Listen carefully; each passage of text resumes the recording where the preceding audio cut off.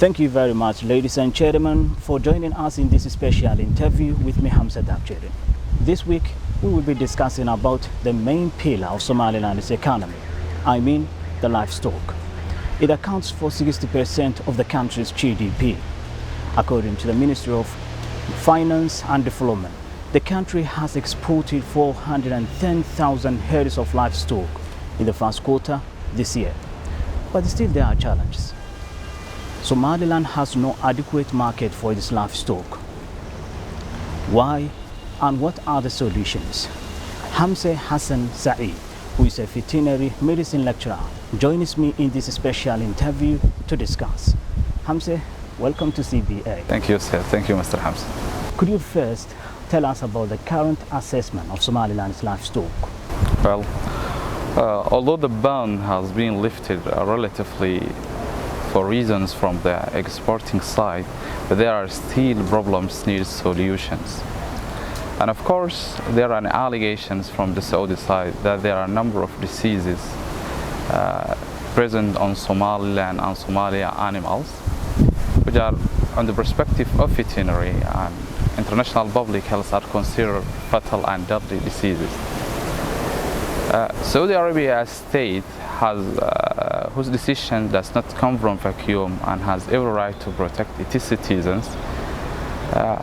But in contrary, all these allegations are not all based on a certain scientific and epidemiological investigations.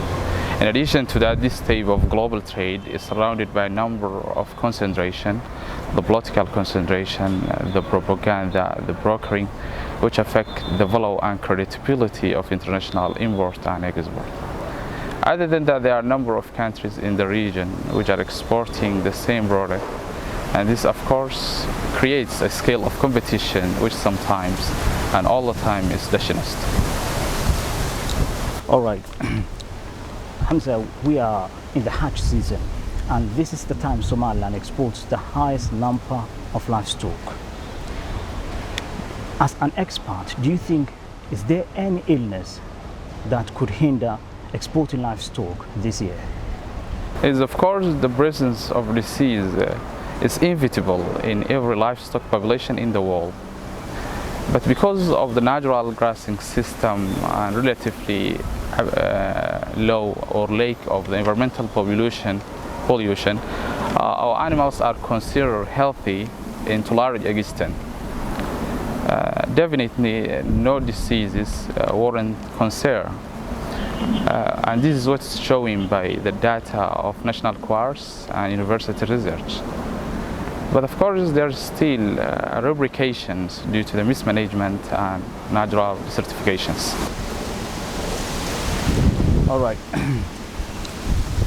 It is undeniable that the livestock is the #1 source income in Somaliland.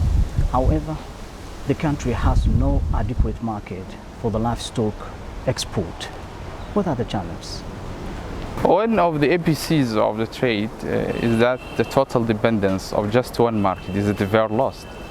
So we have to expand our market and countries that depend on us on meat and livestock. It's not necessary to be in a political accord. The national interest is above all else.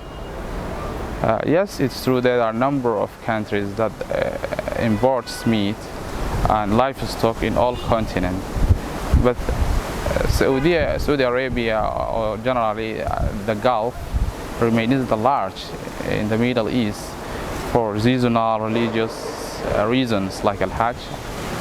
In addition to that, Arab people depend on their daily eating meat, and daily meal for eating meat, and some social occasions like condolences and weddings. Typically, like us, people eat meat on both of sadness and joy.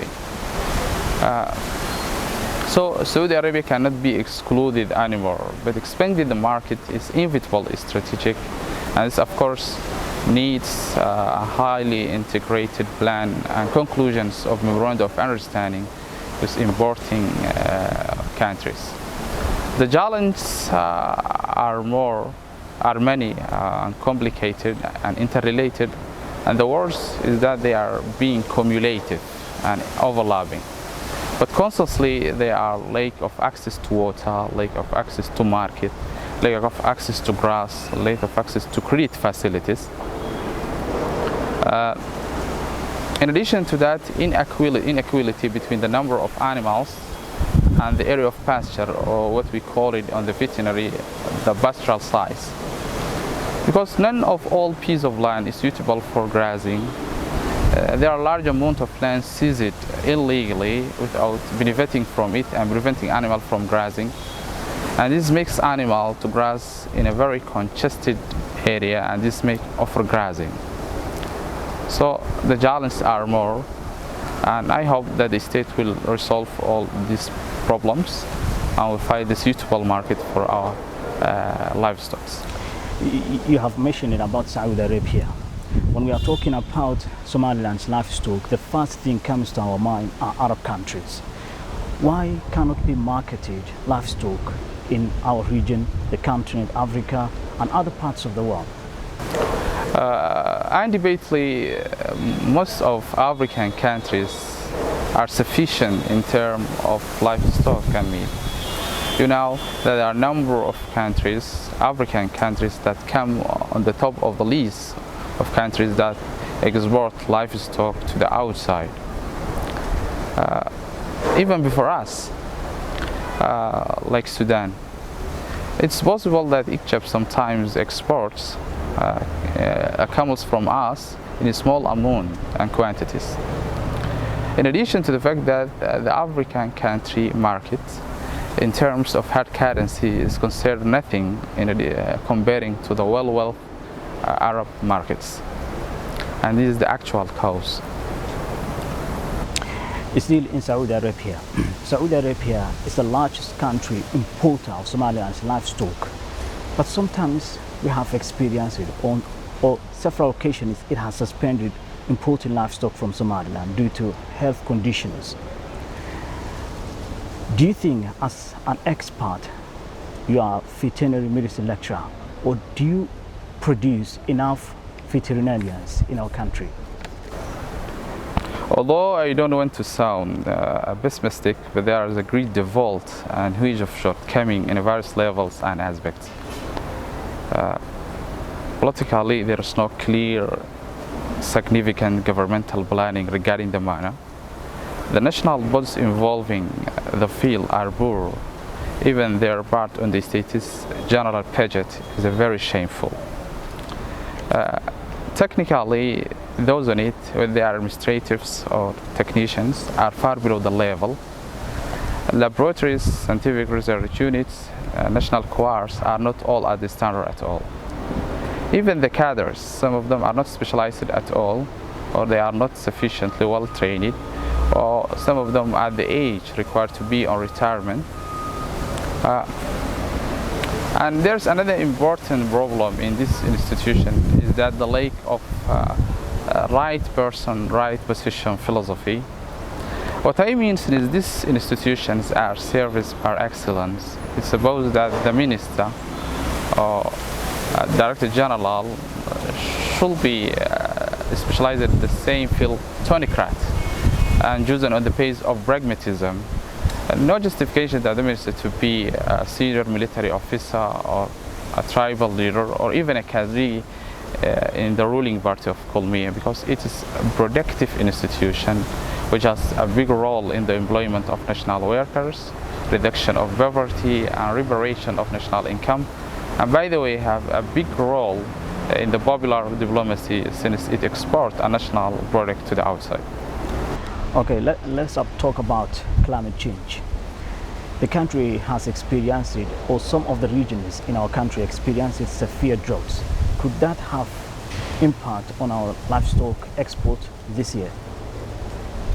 Somaliland is not a stranger to the hardship of global warming and climate change, having endured years of frequent drought and lack of rain. Last year saw a devastating infestation of desert locusts, extensive floodings in the west. COVID-19 also, which brought a new health and socio-economic woes. Now the country is facing a new critical water shortage, which is causing inability to cultivate crop and grasses for animals. The ultimate bottom line of all this crisis is unfortunately the deaths of livestock and suffering of herders, who's long adapted to a harsh environment, have seen their condition worsen as extreme weather change reached new levels. More than 100,000 people in the country are facing severe hunger and thirst. In the region, climate change has also intensified by a number of tropical cyclones and giant waves threatening the coastal cities of Somaliland. In light critical situation, the UN stated that the number of people in the region needing aid will rise to around 5 million by early of next year. So, climate change puts Somaliland significant pressure. Drought causes herders to sell more of their livestock than they would. And this causes plummeting of livestock prices and deteriorating of rural income, widespread of poverty, lack of economic alternatives, in turn provide incentives for illicit, like cutting of trees, flotation of charcoal, and this is another important factor in lack of water and has far-reaching effect on animal production and animal prosperity. Okay, some people criticize the current pasturing methods. So let me even ask you, does the current pasturing method suitable for the area we are in? Well, obviously, the modern pastoral methods depend first on resedating and reclamation of land, with introducing the mechanized technology to the production line, integrating the animal production with small scale of agriculture, and non-dependence or less dependence to the urban, using renewable energy, making the pastoral family productive, not just self-reliant or self-sufficient, but also productive. And this reduces the need to travel large distance for seeking grasses and water, and saves energy and time at the same time. The method adopted for a permanent seeking of grass and water is indirect cause of animal disease because it exposes the animal to a tribal wave of thirst. In addition, it lost a much amount of time from herders. So, a complete change of lifestyle and dedication of principles of stability and less dependence to the urban, all these assumptions might greatly reduce the love of livestock for tribal reasons. As we are approaching to the end of our interview, as an expert, you are a veterinary medicine lecturer, what kind of recommendations would you like to offer regarding our livestock export? Okay. As I mentioned before, the challenges are many, complex, interrelated. The war is being cumulative, but the solution and overcoming of these all challenges, in my humble opinion, is giving the issue more priority to become more objective within the framework of the national sustainable development goals and comprehensive solution to the all challenges of internal and external relevance, and less dependence to the non-governmental organization for aid, making our national bodies more productive and self-sufficient. And finally, opening the door for loans and credit facilities for citizens for small related projects. Finally, I wish for us a sustainable development and permanent prosperity, and thank you so much. And that's our special interview with me, Hamza Dabjerin. The guest of this week was Hamza Hassan Saeed.